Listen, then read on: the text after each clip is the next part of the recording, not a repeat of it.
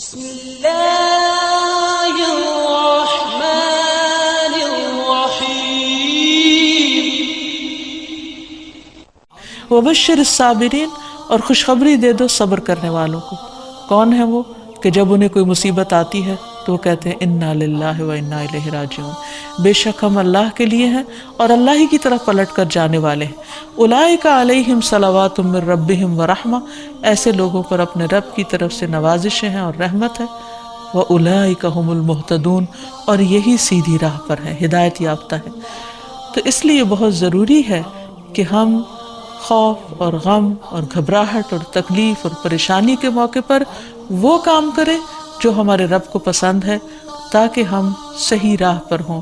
اور صحیح راہ پر چلنے کا فائدہ یہ ہے کہ انسان قیامت کے دن اپنے رب سے جا ملاقات کرے گا، اس حال میں کہ رب اس سے راضی ہوگا اور وہ رب سے راضی ہوگا۔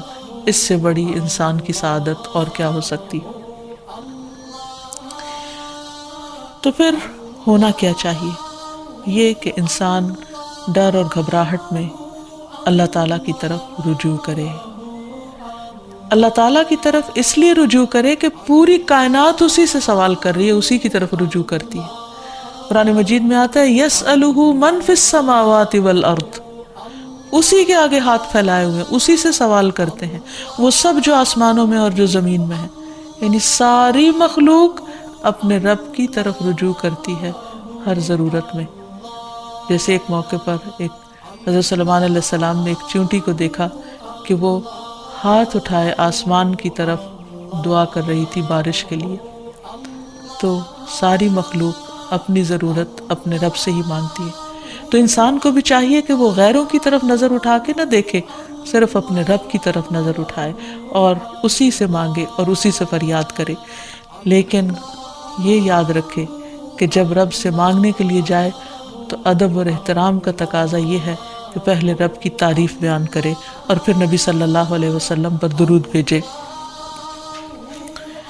تو اس سلسلے میں اللہ سبحانہ وتعالیٰ کی تعریف کے کچھ اور کلمات ہیں جو آج آپ سے شیئر کریں گے۔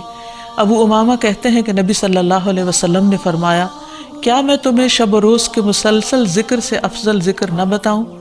تم کہا کرو سبحان اللہ عدد ما خلق، سبحان اللہ ملء ما خلق، سبحان اللہ عدد ما فی الارض والسماء، سبحان اللہ ملء ما فی السماء والارض، سبحان اللہ ملء ما خلق، سبحان اللہ عدد ما احصا کتابہ، وسبحان اللہ ملء کل شیء۔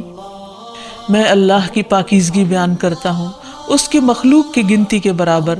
میں اللہ کی پاکیزگی بیان کرتا ہوں جس سے اس کی مخلوقات بھر جائیں۔ میں اللہ کی پاکیزگی بیان کرتا ہوں ان چیزوں کی گنتی کے برابر جو زمین و آسمان میں ہیں۔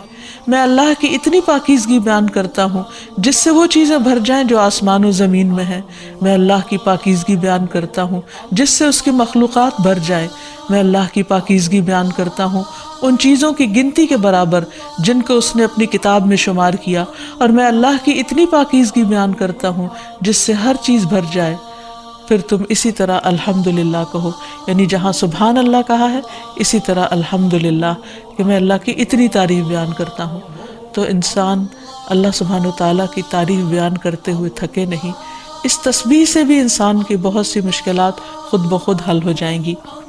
اور پھر نبی صلی اللہ علیہ وسلم پر درود شریف پڑھے اور پھر اللہ تعالیٰ سے دعا کرے، کیونکہ حضرت انس سے روایت ہے، کہتے ہیں کہ میں نے رسول اللہ صلی اللہ علیہ وسلم کو فرماتے ہوئے سنا کہ اللہ تعالیٰ نے فرمایا، اے ابن آدم، تو جب تک مجھے پکارتا رہے گا اور مجھ سے امید رکھے گا میں تجھے معاف کرتا رہوں گا جو بھی تجھ سے ہوتا رہا، اور مجھے اس کی کوئی پرواہ نہیں۔ یعنی بڑے سے بڑا گناہ معاف کرنا اللہ سبحانہ تعالیٰ کے لیے کچھ بھی مشکل نہیں۔ تو بہرحال جب انسان پر کوئی آزمائش آئے اور خصوصاً ڈر، خوف اور گھبراہٹ کا وقت ہو تو پھر انسان اللہ سبحانہ وتعالیٰ کی طرف رجوع کرے۔ سب سے پہلے انسان اس کی تحقیق کرے کہ ڈرنے کی وجہ کیا ہے، اس کو انالائز کرے۔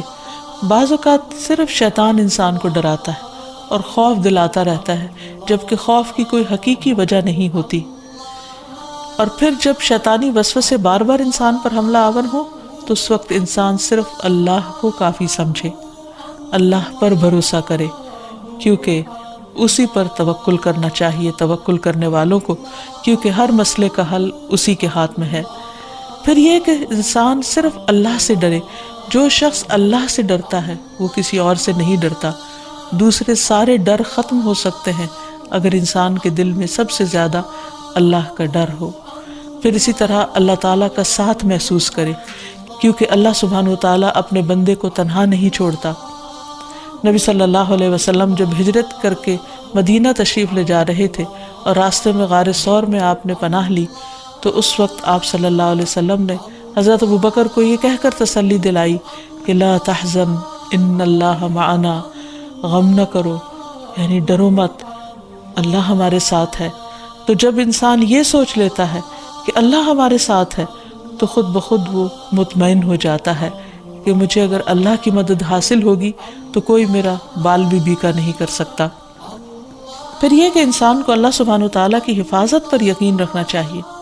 جیسے ایک موقع پر ہم دیکھتے ہیں کہ نبی صلی اللہ علیہ وسلم غزوے سے واپس آ رہے تھے تو راستے میں آرام کرنے کے لیے ایک درخت کے نیچے آپ سو گئے، تو اتنے میں ایک اعرابی آیا اور اس نے آپ کی تلوار اٹھا لی اور تلوار لہرا کر آپ صلی اللہ علیہ وسلم سے کہنے لگا، جبکہ آپ کی آنکھ کھل گئی اس وقت، کہ بتاؤ اے محمد آج تمہیں مجھ سے بچانے والا کون ہے؟ تو نبی صلی اللہ علیہ وسلم نے بہت اطمینان کے ساتھ بغیر کسی ڈر اور گھبراہٹ کے جواب دیا، میرا اللہ۔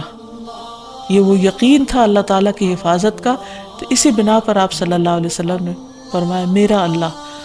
تو وہ اعرابی کانپنے لگ گیا اور تلوار اس کے ہاتھ سے چھوٹ پڑی، اور پھر آپ صلی اللہ علیہ وسلم نے وہ تلوار اٹھا لی اور اس سے پوچھا اب بتاؤ میرے ہاتھ سے تمہیں کون بچا سکتا ہے؟ تو اس پر وہ شخص اتنا مرعوب ہوا کہ وہ آپ صلی اللہ علیہ وسلم پر ایمان لایا اور آپ نے اس کو کوئی سزا نہیں دی۔ پھر یہ کہ انسان ڈر اور گھبراہٹ کے موقع پر، پریشانی کے موقع پر نماز سے سہارا لے۔ قرآن مجید میں آتا ہے ان الانسان خلق ہلوعا اذا مسہ الشر جزوعا واذا مسہ الخیر منوعا الا المصلین الذین هم علی صلاتهم دائمون۔